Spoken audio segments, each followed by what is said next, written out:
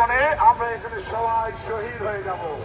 আমরা শহীদ হওয়ার জন্য এসেছি, আমরা আবু সাঈদ হওয়ার জন্য এসেছি, আমাদের ন্যায্য দাবি আদায় করার জন্য এসেছি। 2012 গেছে, 2014 গেছে, 2021 সাল চলে গেছে এবং এখনো যাচ্ছেই।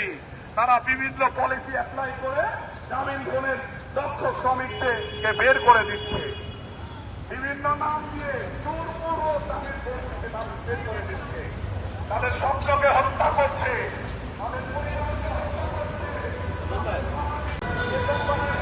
কাজ করে সেই কোম্পানির নেক্সট কোথায়? আমার প্রশ্ন, আমি জিজ্ঞাসা করতে চাই গ্রামীণ ফোনের ম্যানেজমেন্টকে, আপনাদের রেসপেক্ট কোথায় চলে গেছে? আপনাদের রেসপেক্ট কোন আইনা ধরে রেখে এসেছে? আপনাদের ভ্যালু কোথায় রেখে এসেছে?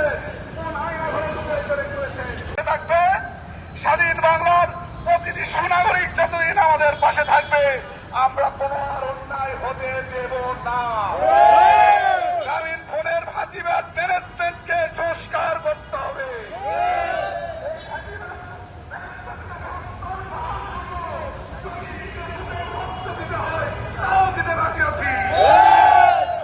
আরেকটি আবু সাঈদ সৃষ্টি করতে করতে হয়, তাও করবো।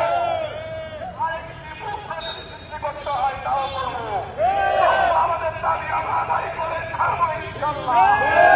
আমাদের উপর আল্লাহ আছেন, আল্লাহ তাআলা সব দেখছেন। রিজিক, একজনের রিজিক আরেকজন যদি নষ্ট করে, আল্লাহ তাকে ছাড় দেয় না।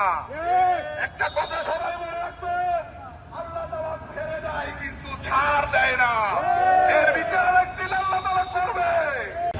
2012 সালে ট্রেড ইউনিয়ন ফর্ম করার অপরাধে গ্রামীণ ফোন ম্যানেজমেন্ট আমাদেরকে অন্যায়ভাবে টার্মিনেট করে এবং সেই 2012 সাল থেকে আমরা আজ 12 বছর ধরে কোর্টের বারান্দায় বারান্দায় ঘুরছি এবং এখনও এর কোনো বিচার পাইনি।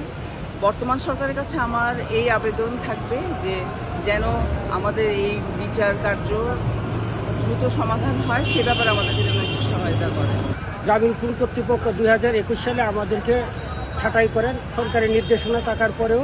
তারপর আমরা আইনের প্রতি শ্রদ্ধা রেখে আমরা মহামান্য আদালতে শরণাপন্ন হই। মহামান্য আপিল বিভাগ আমাদেরকে রায় দিয়েছেন কাজ ফেরত দেওয়ার জন্য, কিন্তু গ্রামীণ ফোন এই আদেশ না মেনে অন্য একটা মামলা দিয়ে আমাদেরকে হয়রানি করছে।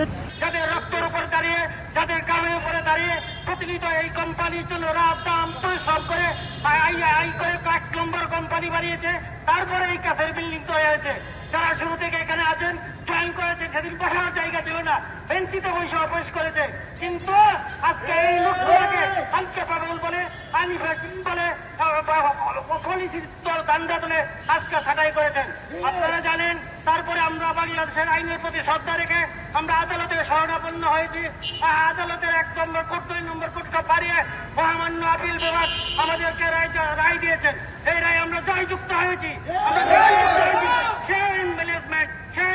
যারা এই দেশের আইনের প্রতি তোয়াক্কা করে না, আসলে এই দেশের প্রতি তাদের কোন দায়বদ্ধতা নাই। যদিও আমরা বলছি যে এদেশের লোক, তারা সত্যিকার অর্থে কতটুকু এদেশের মানুষ, এদেশের জনগণ, এদেশের শিক্ষিত জনগোষ্ঠী, এদেশের কর্মী বাহিনী, এদেশের জুলুর হক, এদেশের প্রযুক্তির সাথে যারা সম্পৃক্ত ছিল, তাদের কতটুকু দায়বদ্ধতা আছে, তাদের বিচার করার দায়িত্ব আবার আপনাদের দিলাম। আজকে যে নগরজাগরণের সৃষ্টি হয়েছে ছাত্র জনতার অভ্যুত্থানের মাধ্যমে, সেই নগরজাগরণের আগরে আমরা নতুন বজ্রকণ্ঠে সেখানে বলতে চাই, আপনারা বদভ্যাস ছাড়েন, জস্টিবাদী ব্যবস্থা ছাড়েন, দালালি ছাড়েন, তাড়াতাড়ি এই বাংলাদেশের আইনের প্রতি শ্রদ্ধাশীল হয়ে আপিল বিভাগের আইনকে বাস্তবায়ন করেন, না হলে আর পরিণতি হবে ভয়াবহ।